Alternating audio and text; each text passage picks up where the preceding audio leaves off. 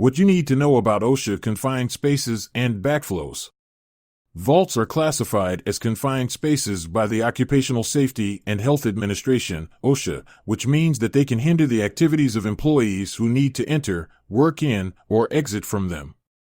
Installing or testing a backflow preventer in a vault can pose a number of risks to employees who work in confined spaces, both due to the vault itself and the installation or testing process. To ensure employee safety, it is important to take precautions to minimize these risks, especially when installing a backflow preventer. OSHA's confined space regulations prioritize safety, and it is important to understand these standards and why following these guidelines, you can ensure that your employees are safe and your workplace is compliant with OSHA regulations. A backflow in a vault does not require a permit, however the local authority having jurisdiction or property owner may still require one. This does not mean that they do not contain health or safety hazards. Precautions must be taken to minimize risks. What is an OSHA confined space? According to OSHA, a confined space is a space that is large enough for an employee to enter and perform their work, but is not designed for continuous occupancy. These spaces also have limited or restricted means of entry or exit. Examples of confined spaces include underground vaults, tanks, storage bins, pits, diked areas, vessels, silos, and other similar areas. It is important to note that these spaces can pose a number of risks to employees, and OSHA has specific regulations in place to ensure their safety when working in confined spaces. Confined space dangers.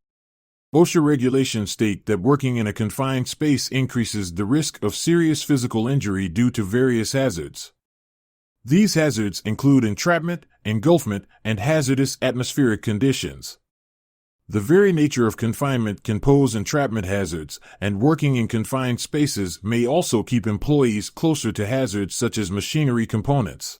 It is important to take all necessary precautions when working in confined spaces to minimize these risks and ensure employee safety. OSHA has specific regulations in place to protect workers in confined spaces, including requirements for training, equipment, and rescue procedures. Controlling hazards in a confined space. To control the hazards in a confined space, there are several measures that can be taken.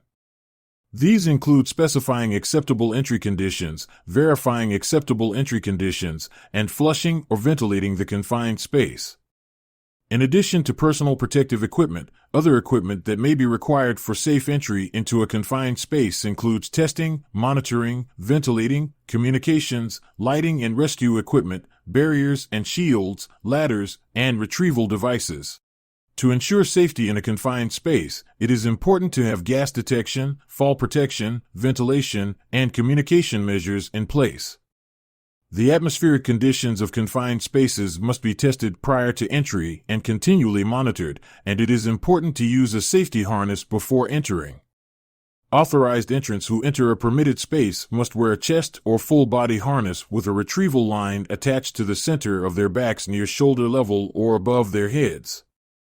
Additionally, a person should be present to hold the harness rope and pull out the entering person if there is trouble. By taking these measures, the hazards in a confined space can be controlled and employee safety can be ensured. Thank you for watching our video.